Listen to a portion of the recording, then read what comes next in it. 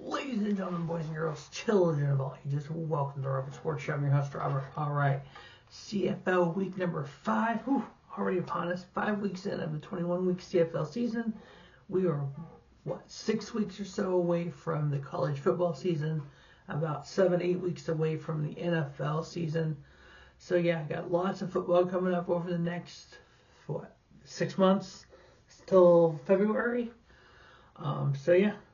Definitely wanted to do everything we can here to do that all on Robert Sports Show like we have in the past. All right, week number 4. Not great. 2-2 straight up picks.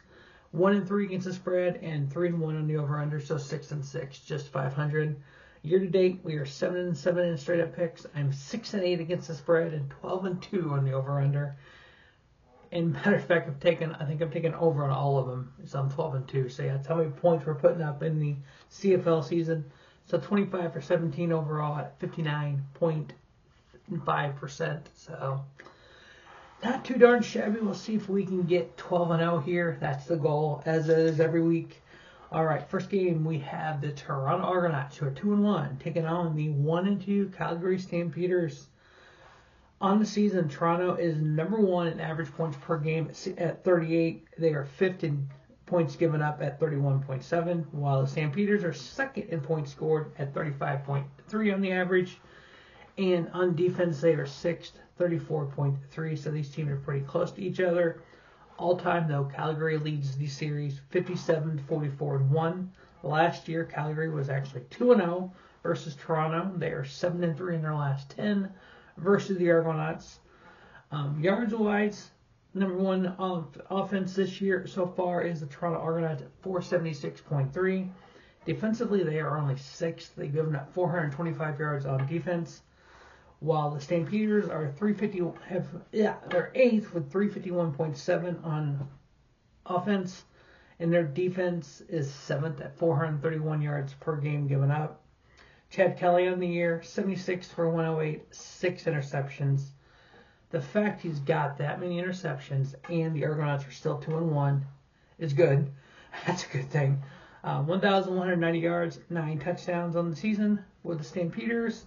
Vernon Adams, 56 for 84, 722 with 5 touchdowns and 0 interceptions. So if the Calgary Stampeders their defense can step up just a little bit, I think they can, recover from this 1-2 start.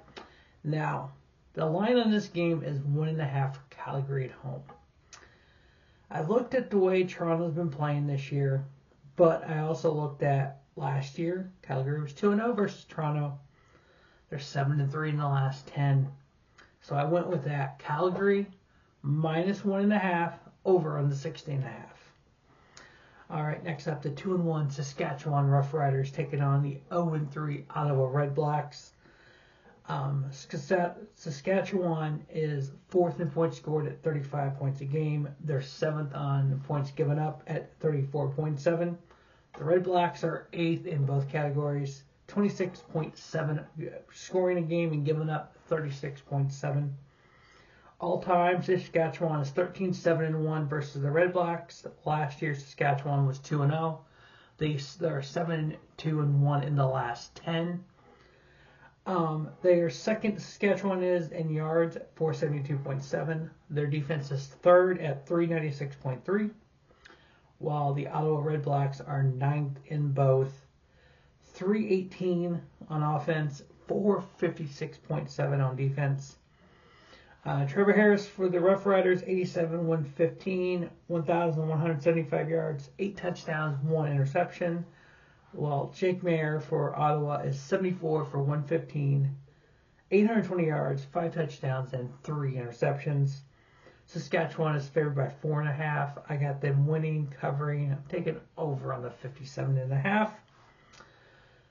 The battle of the undefeated versus the winless. We have the 3-0 Edmonton Elks taking on the 0-3 BC Lions.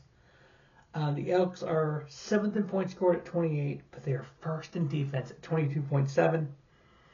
While Ottawa is 6th in points scored at 29, they are 9th in points given up at 37.7.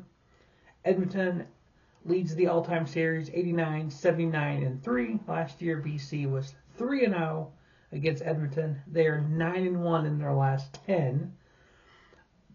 Yards-wise, Edmonton is 5th at 397.3. Defensively, they're second at 382.7. While BC is 4th in offense at 447.3. Their defense is number 1 on yards given up at 375.3. Nathan York there for BC, 80 for 114, 1,083 yards, 4 touchdowns, 2 interceptions. While Cody Fajardo for Edmonton, 67 for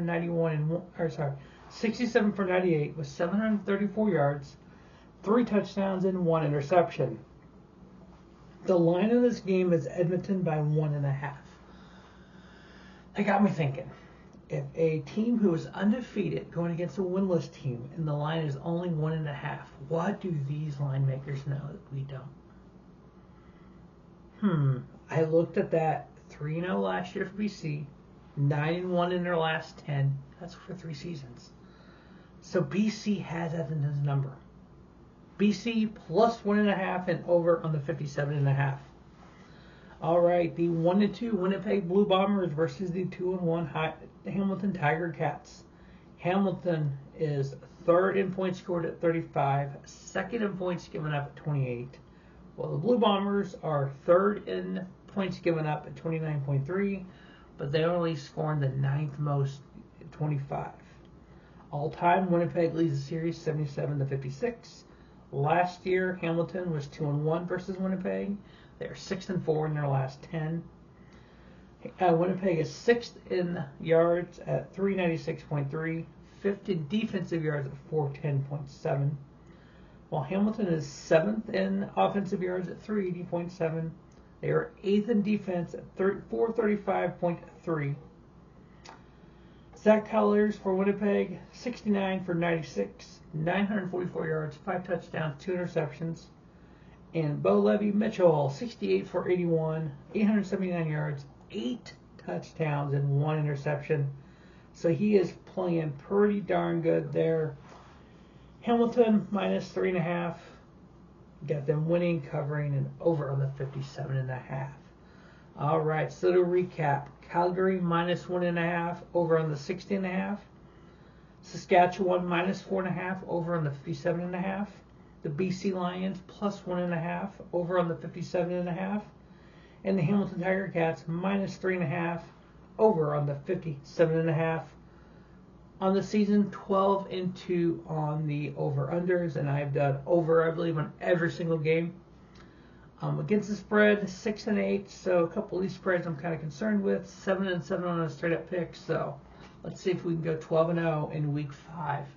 As always, thanks for watching the Robert Sports Show. Don't just have a great day. Have a spiffy day. Robert Sports Show, your YouTube leader in sports channel content.